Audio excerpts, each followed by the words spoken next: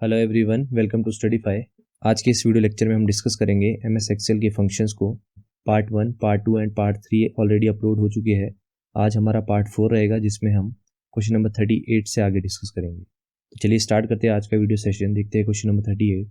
Which of the following is a relative cell reference? In MS Excel हम 3 types के cell references को पढ़ते हैं।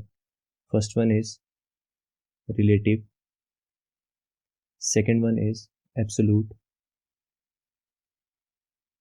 And third one is mixed. इन 3 types के सेल रेफरेंसेस को हम देखते हैं एमएस एक्सेल में। तो फर्स्ट हम देखेंगे रिलेटिव रेफरेंस। रिलेटिव रेफरेंस क्या होता है? जिसकी वैल्यू चेंज हो जाती है जब हम किसी भी सेल से कोई भी वैल्यू कॉपी करते हैं अनदर सेल में। तो जो भी रिलेटिव सेल होगा वहाँ पर उसकी वैल्यू क्या हो जाती है? चेंज। अभी आपको समझ नहीं आएगा, लेट अस सपोज एक एग्जांपल से इसको समझते हैं। फॉर एग्जांपल, इस तरह से आपके एमएस एक्सेल में रहता है ए बी सी, इस तरह से आपकी कॉलम्स रहते हैं और इस तरह से आपकी रोज रहती है 1 2 एंड 3। अब लेट अस सपोज वैल्यूज है आपकी 10 20 30 एंड 40। अब मैं यहाँ पर एक फॉर्मूला लिख रहा हूँ A3 equals to A1 cross A2। ये यहाँ पर मैंने फॉर्मूला लिखा। अब मेरे को फाइंड करनी है A3 की वैल्यू कि A3 सेल में आपकी क्या वैल्यू होगी। तो A1 की वैल्यू कितनी है यहाँ पर 10, यहाँ पर आ जाएगा 10 मल्टीप्लाई बाय A2 की वैल्यू यहाँ पर कितनी है 30, तो यहाँ पर आ जाएगा 30। तो A3 सेल में कितनी वैल्यू आ जाएगी आपकी 300। तो यहाँ पर कितनी वैल्यू आई आपकी 300। अब मैं क्या कर रहा हूँ, जो आपकी A3 की सेल की वैल्यू आई इसको मैं कॉपी कर रहा हूँ कौन से सेल में, सेल B3 में। A3 की वैल्यू को हमने कॉपी करना है कहाँ पर, B3 सेल में। अब इसका सिंपल सा मतलब है कि जो B3 सेल है यहाँ पर कितनी वैल्यू कॉपी होनी है आपकी A1 क्रॉस A2, क्योंकि A3 की वैल्यू क्या थी यहाँ पर देखिए, A3 कितना था A1 क्रॉस A2। तो इस चीज़ को मैं कॉपी कर रहा हूँ कौन से सेल में, B3 में। तो B3 में कितना हो जाएगा A1 क्रॉस A2। तो इस हिसाब से आपका आंसर कितना आना चाहिए 300, ठीक है। पर देखते हैं रिलेटिव सेल रेफरेंस के हिसाब से यहाँ पर कितना आंसर आएगा।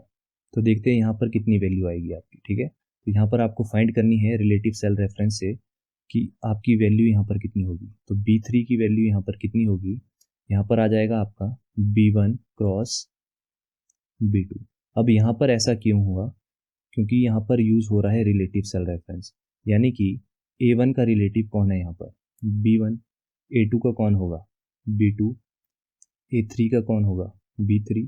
तो इस तरह से आपका रिलेटिव सेल रेफरेंस चलता है। तो यहाँ पर A1 की जगह कितना आ जाएगा B1, क्योंकि उसका रिलेटिव सेल रेफरेंस कौन सा है A1 का B1, और A2 का कितना है यहाँ पर B2।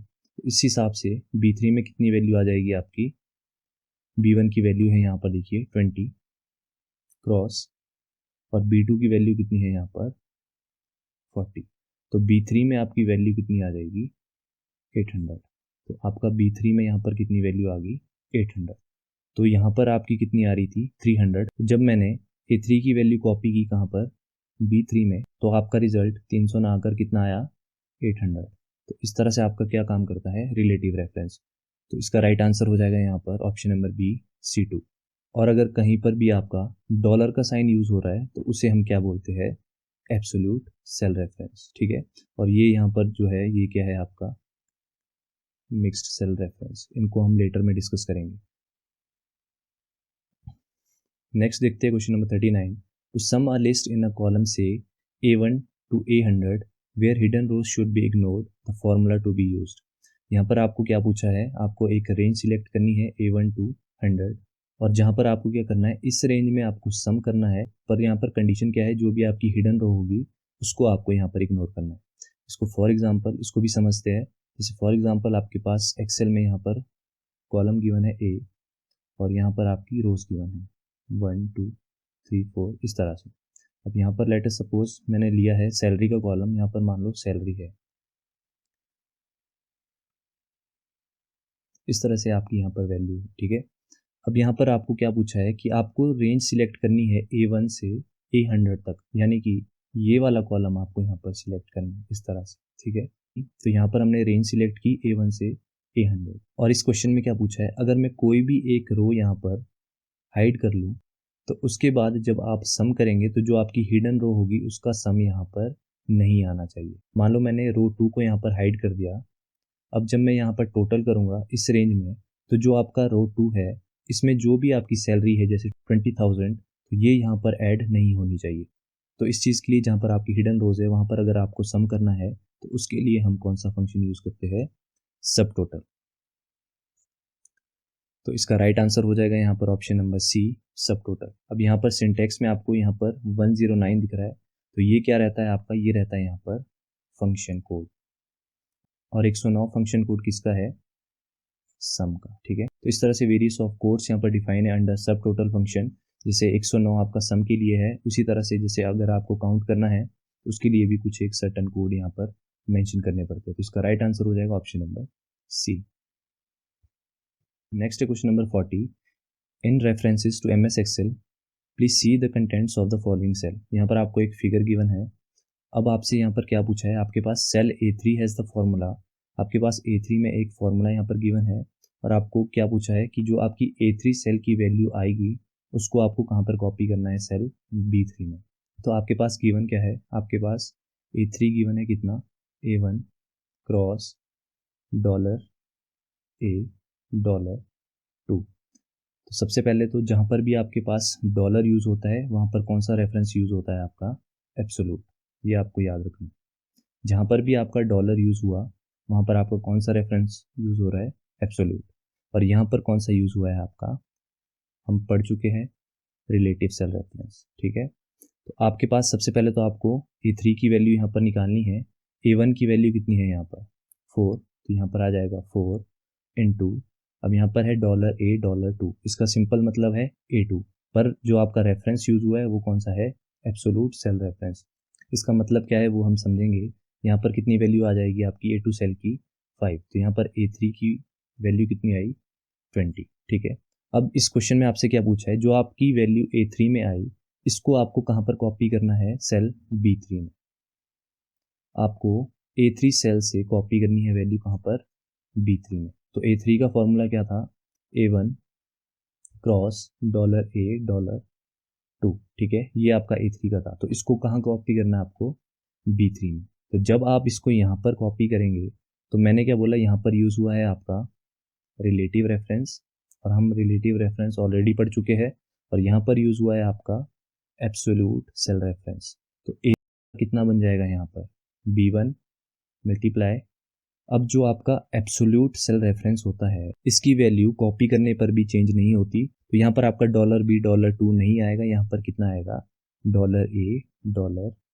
ठीक है, तो अब आप इसको सॉल्व करिए, B3 कितना हो जाएगा, B1 की वैल्यू कितनी है यहाँ पर 6 मल्टीप्लाई बाय, अब यहाँ पर $A$2 की वैल्यू कितनी है 5, तो ये हो जाएगा आपका 30। तो इसका राइट आंसर क्या हो जाएगा, ऑप्शन नंबर सी 30। यहाँ पर हमने क्या समझा कि जो एब्सोल्यूट सेल रेफरेंस होती है उसकी वैल्यू कॉपी करने पर भी चेंज नहीं होती। ठीक है, पर जो आपका रिलेटिव रेफरेंस होता है वहाँ पर आपकी वैल्यू चेंज हो जाती है। नेक्स्ट है क्वेश्चन नंबर 41। यहाँ पर आपके पास एक फिगर गिवन है, और यहाँ पर आपके पास एक A3 में फॉर्मूला गिवन है, A1 मल्टीप्लाई बाय $B2। अब सबसे पहले तो आपको आइडेंटिफाई करना आना चाहिए यहाँ पर क्या है आपका रिलेटिव रेफरेंस, और यहाँ पर क्या गिवन है आपके पास मिक्स्ड रेफरेंस। 3 टाइप्स के रेफरेंस हमने स्टार्टिंग में देखे थे, रिलेटिव, एब्सोल्यूट एंड मिक्स्ड। तो ये कौन सा रेफरेंस है यहाँ पर, मिक्स्ड रेफरेंस। तो हमने यहाँ पर क्या फाइंड करना है, सबसे पहले A3, और उसके बाद जो A3 में आएगी वैल्यू उसको आपको कॉपी कहाँ करना है, सेल B3 में। तो A3 की वैल्यू हम निकालते हैं, A1 कितना है यहाँ पर 4 मल्टीप्लाई बाय $B2। तो $B2 का मतलब है जो आपकी कॉलम की वैल्यू है वो आपकी यहाँ पर अब सेम रहेगी, चाहे आप वैल्यू भी कॉपी करो, पर जो कॉलम की वैल्यू है कॉलम B2 वो आपकी अब यहाँ पर सेम रहेगी। तो B2 की वैल्यू कितनी है यहाँ पर 6, तो ये कितना हो जाएगा यहाँ पर 24। तो A3 कितना है आपका 24। अब इस वैल्यू को कॉपी करना है कहाँ पर, B3 में। जब हम इसको कॉपी करेंगे तो ये कितना हो जाएगा यहाँ पर B1, A1 यहाँ पर रिप्लेस हो जाएगा किससे, B1 से, तो ये हो जाएगा B1 क्रॉस, और आपका जो मिक्स्ड रेफरेंस है वो एज इट इज़ रहेगा B2। तो B1 कितना है यहाँ पर 6, ये हो जाएगा 6 मल्टीप्लाई बाय, और $B2 कितना था 6, ये हो जाएगा आपका 36। तो इसका राइट आंसर क्या हो जाएगा, ऑप्शन नंबर सी। तो हमने इन न्यूमेरिकल से रिलेटिव रेफरेंस भी समझ लिया, एब्सोल्यूट भी समझा और मिक्स्ड रेफरेंस भी समझा। तो अब जब भी आपके पास क्वेश्चन आएगा सेल रेफरेंस से तो आपका कभी भी यहाँ पर क्वेश्चन गलत नहीं होगा। तो नेक्स्ट देखते हैं question number 42, the structure of sum if. यहाँ पर पूछा है सम इफ का सिंटेक्स। यहाँ पर हम समझते हैं सम इफ फंक्शन को हम कब यूज़ करते हैं। फॉर एग्जांपल एक टेबल से मैं आपको इसको समझाता हूँ। फॉर एग्जांपल एक आपके पास एम्प्लॉय का टेबल है, तो एम्प्लॉय टेबल में आपके पास क्या होगा, एम्प्लॉय आईडी, एम्प्लॉय का नेम, डिपार्टमेंट और उसकी सैलरी। ये यहाँ पर मैं एज्यूम कर रहा हूँ। एम्प्लॉय आईडी आपकी कुछ भी हो सकती है 1 2 3 4, नेम आपका कुछ भी हो सकता है XYZ A। डिपार्टमेंट में यहाँ पर ले रहा हूँ, मान लो हिमाचल में अलग अलग डिपार्टमेंट्स है, जैसे हेल्थ डिपार्टमेंट, PWD डिपार्टमेंट, इस तरह से जैसे एजुकेशन डिपार्टमेंट। तो ये यहाँ पर मैं टेबल में ले रहा हूँ और यहाँ पर मैं सैलरी ले रहा हूँ। अब मेरे को करना क्या है, जो भी आपके हिमाचल में डिपार्टमेंट है, मान लो हेल्थ डिपार्टमेंट, मैं चाहता हूँ कि जितने भी एम्प्लॉयज़ हेल्थ डिपार्टमेंट में काम करते हैं उन सब की जो सैलरी है उसका मेरे को टोटल चाहिए। अब जो PWD डिपार्टमेंट में काम कर रहे हैं या एजुकेशन डिपार्टमेंट में काम कर रहे हैं उनका मेरे को टोटल नहीं चाहिए सैलरी का, मेरे को सिर्फ हेल्थ डिपार्टमेंट के एम्प्लॉयज़ का टोटल चाहिए। तो हम उसके लिए क्या यूज़ करेंगे, सम इफ फंक्शन, यानी कि हम कंडीशन बेस पे सम करेंगे। तो किस तरह से हम इसको यहाँ पर करेंगे, हम सबसे पहले इक्वल का साइन लगाएंगे और हम लिखेंगे सम इफ फंक्शन। उसके बाद ब्रैकेट स्टार्ट हुई, उसके बाद हम रेंज सिलेक्ट करेंगे, पर जो रेंज यहाँ पर सिलेक्ट करेंगे जिस पर हमने कंडीशन लगानी है उसकी रेंज हम यहाँ पर सिलेक्ट करेंगे। फॉर एग्जांपल मैं कंडीशन यहाँ पर क्या दे रहा हूँ, हेल्थ डिपार्टमेंट, तो हम सबसे पहले डिपार्टमेंट की जो रेंज है वो यहाँ पर सिलेक्ट करेंगे इस तरह से, ठीक है। ये वाली रेंज यहाँ पर सिलेक्ट हो जाएगी कॉमा करके। अब कंडीशन क्या है, कंडीशन है डिपार्टमेंट का नेम, डिपार्टमेंट नेम क्या है, हेल्थ, इस तरह से। और अब हमें क्या करना है, टोटल करना है, और टोटल किसका करना है आपको, सैलरी का, क्योंकि आपको सम किसका करना है, सैलरी का। तो ये वाली रेंज हम यहाँ पर सिलेक्ट कर देंगे इस तरह से। तो इस तरह से हम क्या यूज़ करते हैं, सम इफ फंक्शन। इसका राइट आंसर क्या हो जाएगा, ऑप्शन नंबर सी। नेक्स्ट है क्वेश्चन नंबर 43। तो इस क्वेश्चन में आपसे इफ स्टेटमेंट का सिंटेक्स पूछा है। किस तरह से हम इफ स्टेटमेंट का सिंटेक्स लिखते हैं, हम इक्वल्स टू का साइन लगाएंगे, उसके बाद इफ फंक्शन हमने यूज़ किया, उसके बाद जो भी आपने कंडीशन देनी है उसको हम यहाँ पर प्लेस करते हैं, और जो वैल्यू रिटर्न करनी है, अगर आपकी इफ़ कंडीशन ट्रू है तो वो यहाँ पर लिखेंगे, अगर आपकी इफ़ कंडीशन फॉल्स है तो जो भी आपको वैल्यू यहाँ पर देनी है उसको हम यहाँ पर प्लेस करेंगे। इसका राइट आंसर हो जाएगा ऑप्शन नंबर सी। नेक्स्ट है आपका question number 44, I need to find the sum of salaries for those who live in Dubai. ये कॉन्सेप्ट हम समझ चुके हैं कि हमें सम ऑफ सैलरीज करनी है जो आपके कहाँ पर रहते हैं, दुबई में। तो किस तरह से हम यहाँ पर इसको करेंगे, हम सम इफ फंक्शन का यूज़ करेंगे, इक्वल्स टू सम इफ, उसके बाद हम क्या सिलेक्ट करते हैं यहाँ पर, रेंज, और उसके बाद यहाँ पर क्या देते हैं हम, कंडीशन दुबई, क्योंकि हमें किसकी सैलरी का सम करना है, जो कहाँ पर रह रहे हैं, दुबई में, ठीक है। और यहाँ पर क्या देते हैं हम, फिर से रेंज। इस तरह से हम लिखते हैं। तो इसका राइट आंसर क्या हो जाएगा यहाँ पर, ऑप्शन नंबर डी। नेक्स्ट है question number 45, what will be the result. तो यहाँ पर हम समझेंगे बेस फंक्शन को। तो बेस फंक्शन करता क्या है, जो भी आपके पास बेस गिवन है उसमें जो नंबर है उसको कन्वर्ट कर देगा। जैसे फॉर एग्जांपल हम सिंटेक्स देखते हैं, यहाँ पर हमने बेस फंक्शन यूज़ किया, यहाँ पर सबसे पहले हम लेते हैं जिस भी नंबर को आपको बेस में कन्वर्ट करना है, ठीक है, वो नंबर हमने यहाँ पर लिखा, और जिसमें आपको कन्वर्ट करना है, जैसे यहाँ पर यूज़ हुआ है 2, यानी आपको जो भी ये नंबर है इसको किस में कन्वर्ट करना है, बाइनरी में। अगर यहाँ पर लिखा होता 8 तो आपको किस में कन्वर्ट करना था, ऑक्टल नंबर में। अगर यहाँ पर 16 लिखा होता तो आपको हेक्साडेसिमल में कन्वर्ट करना था। तो इस तरह से हम करते हैं। और 4 का मतलब क्या है, अप टू कितनी पोजीशंस आपको रिजल्ट चाहिए, ठीक है, अप टू यहाँ पर कितने पोजीशन चाहिए, 4। तो यहाँ पर नंबर क्या है, 3, और कन्वर्ट किस में करना है इसको, बेस 2, यानी कि आपको यहाँ पर इसको बाइनरी में कन्वर्ट करना है। तो इस नंबर को बाइनरी में कन्वर्ट किस तरह से करेंगे, 2 से डिवाइड करेंगे, कितना हो जाएगा, 1 1, तो इसका रिजल्ट आ जाएगा 1 1। पर यहाँ पर रिजल्ट अप टू कितनी पोजीशन चाहिए, 4, तो 4 पोजीशन में खुद से एज्यूम कर लो 2 0, ये आपका रिजल्ट हो गया। तो इसका राइट आंसर हो जाएगा ऑप्शन नंबर ए। नेक्स्ट है question number 46, which formula will calculate the average based on a condition. और कंडीशन मेंशन है, return the average of sales if over $20। इस क्वेश्चन में आपसे एवरेज पूछी है कि जहाँ पर भी आपकी $20 से ज़्यादा सेल है उनकी आपको यहाँ पर एवरेज निकालनी है। तो जब भी आपको कंडीशन बेस पे एवरेज निकालनी है उसके लिए हम कौन सा फंक्शन यूज़ करते हैं, एवरेज इफ का। तो तो इसका राइट आंसर क्या हो जाएगा, ऑप्शन नंबर सी। नेक्स्ट है आज का last question, in the formula below which references will update when copied. ठीक है, तो यहाँ पर आपके पास क्या गिवन है, यहाँ पर गिवन है आपके पास एब्सोल्यूट सेल रेफरेंस, और यहाँ पर आपके पास क्या गिवन है, मिक्स्ड सेल रेफरेंस। अब जो आपके पास D3 है ये आपका किस तरह से आएगा, मान लो ये यहाँ पर कॉलम्स है ABCDE, ठीक है, तो D3 कहाँ पर आपका आएगा, यहाँ पर कहीं, और E जो 5 है ये आपका कहाँ पर आएगा, यहाँ पर कहीं। अब इस चीज़ का मतलब क्या है E5 का, कि जो आपका कॉलम की वैल्यू है वो आपकी अब कैसी रहेगी, थ्रू आउट द सेम, कि आपकी कॉलम की वैल्यू अब चेंज नहीं होगी, तो कॉलम आपका कैसा है यहाँ पर, स्टेबल।